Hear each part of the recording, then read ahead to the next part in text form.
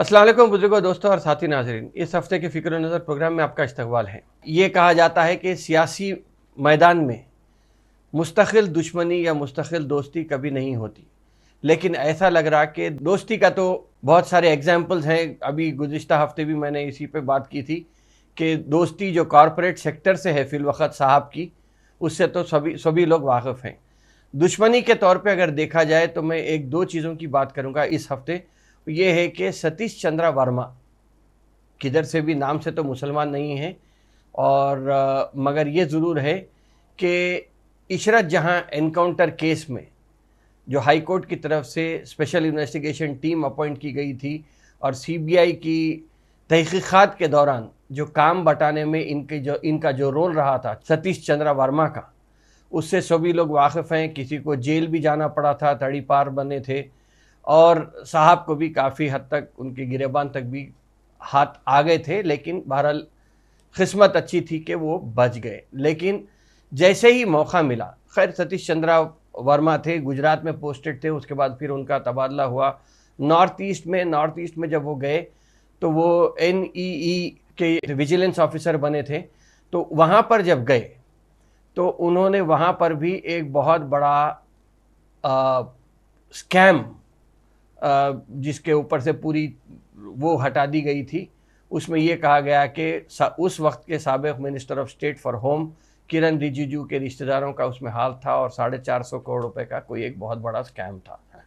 लेकिन इस हफ्ते अगर देखा जाए, ये पुरानी बात है, 2016 की बात हो या इशरत जहां एनकाउंटर के बात हो, ये तो पुरानी चीज़ है। लेकिन जैसे ही उनका अब अगले महीने रिटायरमेंट था, लेकिन अगस्त में ही उनको सर्विस से यकायक बरतरफ कर दिया गया है या बेदखल कर दिया गया है। क्योंकि मतलब अब उससे ये है कि उनके रिटायरमेंट के जो बेनिफिट्स थे, चाहे वो ESIPF का मामला हो या जो ग्रेचुइटी का मामला हो और रिटायरमेंट के बाद पेंशन का जो मामला हो, इससे अब उनको वो ये सब फ़वाइद उनको अभी फ़िलवक़्त नहीं मिलेंगे तावक़्त के कोर्ट कुछ फ़ैसला ना कर दे। यकीनन सतीश चंद्र वर्मा वो सुप्रीम कोर्ट पर भी रुजू हो गए हैं और 1100 पेजों के अपने एफिडेविट में या सुप्रीम कोर्ट में जो दाखिल किया गया है, उसमें 2 SLPs दाखिल किए गए हैं। उसमें उन्होंने अपने बेकसूरी का और बीजेपी गवर्नमेंट की तरफ से या भारतीय जनता पार्टी की तरफ से उन्हें जितना हरासा किया जा रहा था, उसके बारे में उन्होंने बहस भी छेड़ दी है। अब ये इसमें क्या होता है, ये बात आगे वक्त ही बताएगा कि क्या होने वाला है। लेकिन ये बात ज़रूर है कि अपनी तहकीकात में सतीश चंद्र वर्मा ने जो सच्चाई थी या क्रिमिनल कॉन्स्पिरेसी जो थी गुजरात की और सेंटर की, उसको उन्होंने उजागर किया था और काफ़ी लोगों को बहुत ज़्यादा परेशानी हुई थी।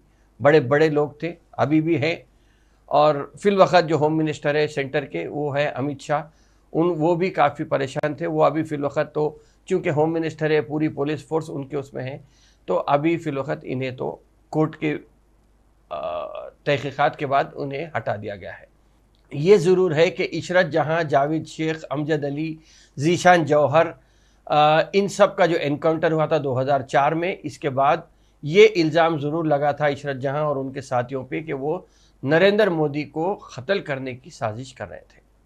तो इसमें जो दुश्मनी निकाली गई थी वो फिलवक़्त सतीश चंद्र वर्मा के तहकीकात की वजह से उन्हें जो परेशानी हुई थी उसकी दुश्मनी निकाली गई थी। दुश्मनी और एक तरीके से निकाली जा रही है फिलवक़्त पूरे हिंदुस्तान में अगर देखेंगे तो मदरसों को भी जिस तरीके से कहीं कोई मस्जिद पे हमला होता है, कहीं कोई मदरसे को, बहरहाल सोची समझी साजिश के तहत मदरसों को अब टारगेट बनाया जा रहा है।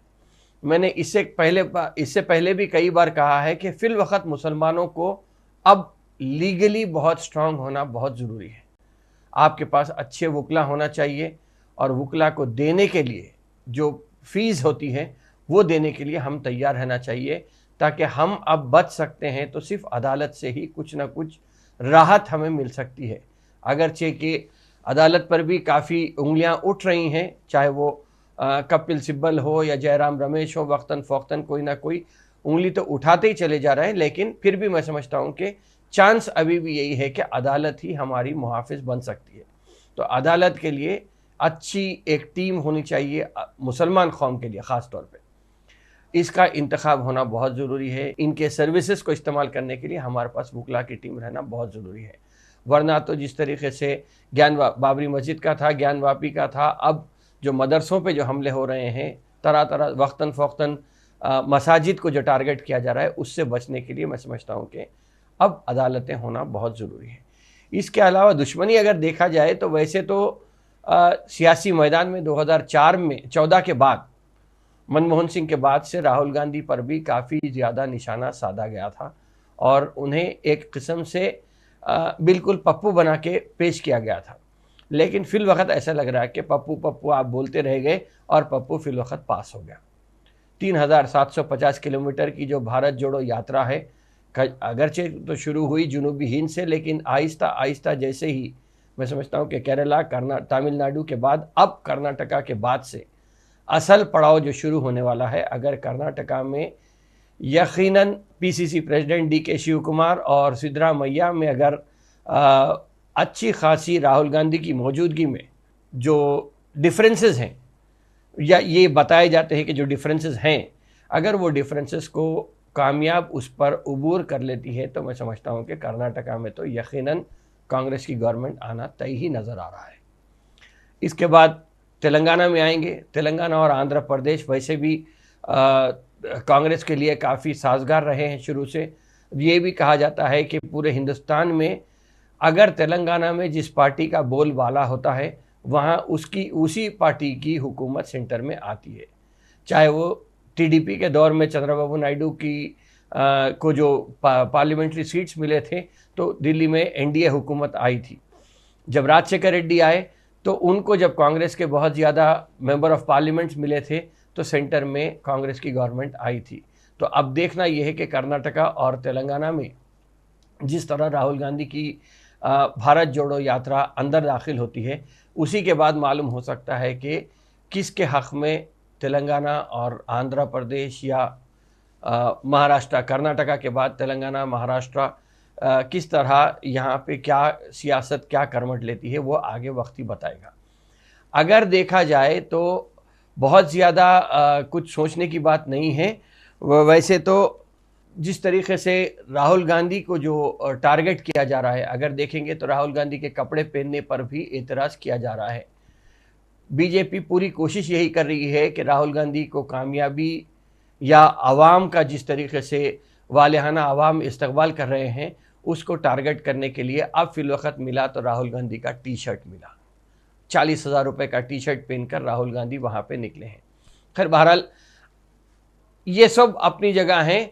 गोवा में आप 8 कांग्रेस के एमएलएस को भी अगर अपने साथ भी ले लेते हैं तो अब फिलवक्त जो बड़ी परेशानी जो आरएसएस के लिए और बीजेपी के लिए, बीजेपी मतलब मोदी के लिए जो खड़ी हो गई है, वो ये है कि मोदी के दोस्त जो थे या बीजेपी के, आरएसएस के या एनडीए के जो साथी थे पुराने, वो आहिस्ता आहिस्ता एक एक कर बीजेपी से या नरेंद्र मोदी से दूरी इख्तियार कर रहे हैं।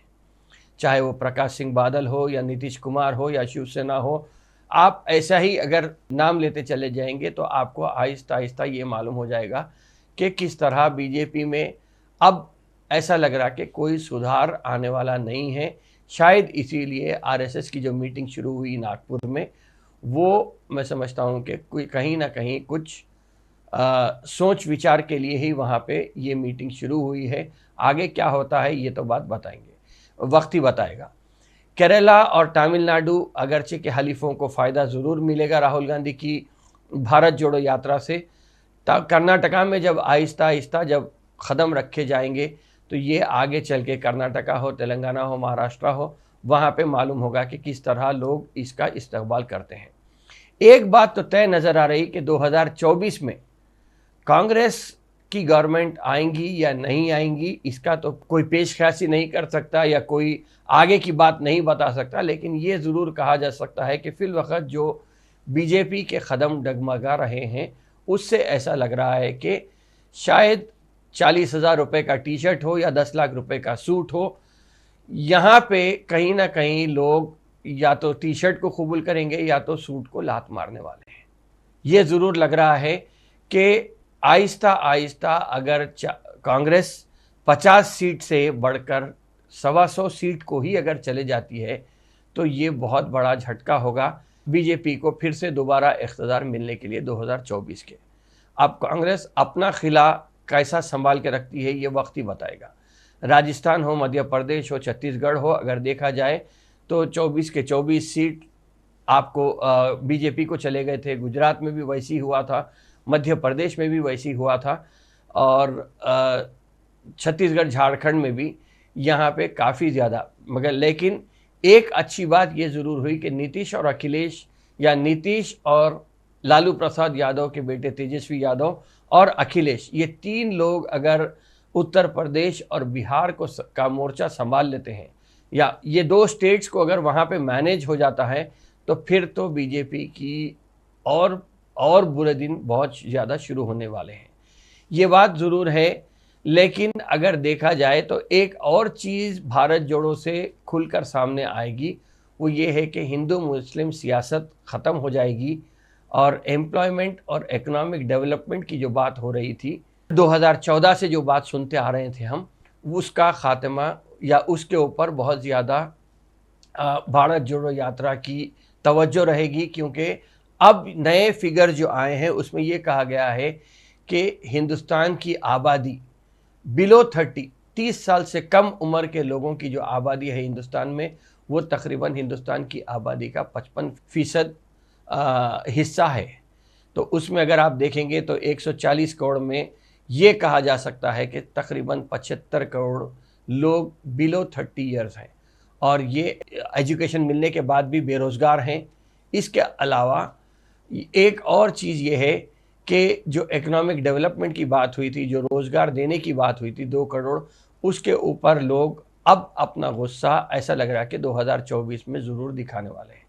यकीनन निर्मला सीतारमण ने इस हफ्ते ये कहा कि हिंदुस्तान आबादी के एतबार से बहुत ज़्यादा प्रोडक्टिव कंट्री बनने वाली है, क्योंकि हमारे पास नौजवान खून या नौजवान नस्ल की तादाद बहुत ज़्यादा है। यस, ये बात से कोई इनकार नहीं कर सकता, लेकिन ऐसे लोगों में या आबादी पढ़े लिखे नौजवानों में अगर अनएम्प्लॉयमेंट फैलता रहेगा, ये कौन से मुल्क के लिए भी ठीक नहीं है।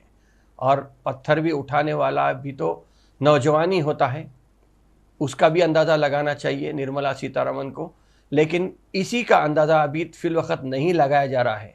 अगर रोज़गार के एतबार से हम बात करेंगे तो 1994 में 43.5% लोग एम्प्लॉयड थे, जिसको नौकरी मिलती थी। 2005 में ये परसेंटेज 43.5 से कम होकर 40.5 हो गया था। 2016 में अगर हम जाएंगे तो ये 20.9% हो गया है। 2022 में अगर जाएंगे तो ये 10.4% हो गया है। ये पूरे गवर्नमेंट के फिगर्स हैं जिसकी मैं बात कर रहा हूँ। तो अब अंदाज़ा लगा सकते हैं कि आप जिस तरीके से बेरोज़गारी फ़िलवक़्त फैली हुई है पूरे हिंदुस्तान में, ये बहुत ही मुल्क के लिए बहुत ही ख़तरनाक साबित हो सकता है। 17 सितंबर की बात है तो 17 सितंबर को वज़ीर आज़म नरेंद्र मोदी की भी सालगिरह का दिन है। 17 सितंबर को बीजेपी तेलंगाना में हैदराबाद लिबरेशन डे मना रही है, जबकि तेलंगाना हुकूमत इसे नेशनल इंटीग्रेशन के 3 रोज़ मनाने का, हिंदू मुस्लिम इत्तेहाद की बात को मनाने का तेलंगाना हुकूमत ने फ़ैसला किया है। बात यह है कि नरेंद्र मोदी ने जब अपने इक़्तिदार संभाला था तो उस वक्त उन्होंने ये बात की थी कि सबका साथ सबका विकास, सबका साथ सबका विकास की अगर हम बात करेंगे तो तेलंगाना में मुसलमानों की आबादी या सेंट्रल गवर्नमेंट में अगर देखेंगे तो 20 करोड़ की आबादी पूरे हिंदुस्तान भर में मुसलमानों की आबादी है। उनके लिए जो बजट आप दिया जाता है वो 4,500 करोड़ रुपए या बल्कि 4,200 करोड़ रुपए उनके लिए मुख्तस किया जाता है। तो सबका साथ सबका विकास की खली वहीं पे खुल गई है। लेकिन ऐसा कोई नई बात नहीं है, ये तो सेंट्रल गवर्नमेंट की बात है। लेकिन अगर स्टेट में भी जाएंगे तो कर्नाटका 4,000 करोड़ के करीब माइनॉरिटीज़ को बजट देता है, जबकि तेलंगाना में अगर हम आएंगे तो 1,200 करोड़ रुपए 50 लाख माइनॉरिटीज़ के लिए बजट मुख्तस किए हैं। 50 लाख माइनॉरिटीज़ को 1,200 करोड़ रुपए का बजट तो मंजूर तो किया जाता है, लेकिन खर्च के एतबार से अगर देखेंगे तो 600 करोड़ रुपए जारी होता है, जिसमें 300 करोड़ रुपए तनख्वाहों पे खर्च हो जाता है। इसमें अगर बात करेंगे तो तेलंगाना में भी सबका साथ सबका विकास नहीं हो रहा है। होना तो ये चाहिए कि अब चूँकि सुप्रीम कोर्ट में रिजर्वेशन की बात को भी या रिजर्वेशन का केस भी आ गया है, तो काफ़ी हद तक संजीदा तौर पे तेलंगाना हुकूमत को, ख़ास तौर पे मुसलमानों की फलाह व बहबूद के लिए, क्योंकि मुसलमानों के वोट की काफ़ी अहमियत तेलंगाना में है, अगर ये वोट टीआरएस हुकूमत से हटकर कांग्रेस की तरफ सरक जाता है तो मैं समझता हूँ कि फिर तेलंगाना में भी टीआरएस हुकूमत के बुरे दिन शुरू हो जाएंगे। तो इससे बचने के लिए मैं समझता हूँ कि बजट को बढ़ाने में आपको कोई एतराज़ नहीं होना चाहिए। अगर टीआरएस हुकूमत नहीं बढ़ाती है बजट और मुसलमान वोट टीआरएस से खिसक सकता है, खिसक रहा है, और अगर अच्छी तादाद में खिसक जाएगा तो फिर तेलंगाना में कांग्रेस के लिए अच्छे दिन आ सकते हैं और टीआरएस के लिए बुरे दिन शुरू हो सकते हैं। तो मैं समझता हूं कि 17 सितंबर में नरेंद्र मोदी को ये याद भी दिलाना चाहिए कि आपने तो सबका साथ सबका विकास का वादा किया था, लेकिन फिल वक़्त आपकी हुकूमत, आपके दौरे इख्तिदार के बाद से जो परेशानी ख़ास तौर पे मुसलमानों को हर कदम पे उठानी पड़ रही है, उसका इजाला होना बहुत ज़रूरी है। वरना नौजवान तो हैं 55%, उसमें मुसलमानों की भी अच्छी खासी तादाद है। आपको ऐसा ना हो कि 2024 में एक सुनामी की लहर आए और पूरे बीजेपी का पूरा ख़ात्मा बिलखैर हो जाएगा। इससे हटके उम्मीद तो नहीं कर रहा हूँ मैं कि सेंट्रल गवर्नमेंट से कुछ होना, लेकिन मेरा टारगेट यही है कि फिल वक़्त तेलंगाना के मुसलमानों की फलाह व बहबूद के लिए कुछ ना कुछ यहाँ से ही, अब जबकि 17 सितंबर को नेशनल इंटीग्रेशन फेस्टिवल के वैसा आप मनाने की बात कर रहे हैं, तो इसमें मुसलमानों की फलाह व बहबूद के लिए भी कुछ सोचना बहुत ज़रूरी है। मैं समझता हूँ कि इस हफ्ते के प्रोग्राम में मैं यहीं पे अपनी बात को ख़त्म करता हूँ कि अब किस तरह हम हमारा प्रेशर स्टेट गवर्नमेंट के ऊपर बनाए रखते हैं, ये हमारे पे है कि हम सोच समझकर तेलंगाना के लोगों को, तेलंगाना राष्ट्र समिति के लीडर्स को ये तवज्जो ज़रूर दिलाएं कि पहले तो आप 4% को बचाने की कोशिश कीजिए, उसके बाद बजट बढ़ाने की एक चीज़ है, वो भी एक किस्म के कंपनसेशन हो सकता है, मुसलमानों का इंसाफ नहीं है लेकिन कंपनसेशन ज़रूर हो सकता है। तो अब फिल वक़्त तेलंगाना में भी दो चीज़ों पे तवज्जो देना है, एक 4% रिजर्वेशन को बचाने की और दूसरा मुसलमानों के लिए इंसाफ करके बजट में काफ़ी हद तक, ये नहीं कह रहा हूँ कि दुगना, बल्कि दुगने से भी ज़्यादा मदद होना बहुत ज़रूरी है। वरना यही होगा कि इलेक्शन तो आइंदा साल है, लेकिन इस वक्त से एक साल के लिए अगर ये तहरीक चलती है तो फिर किसके अच्छे दिन किसके बुरे दिन ये वक्त ही बताएगा। अपनी बात को यहीं पे ख़त्म करता हूँ। इंशाअल्लाह ताला आइंदा हफ्ते फिर मुलाकात होगी, फिर बात होगी। शुक्रिया, खुदा हाफ़िज़।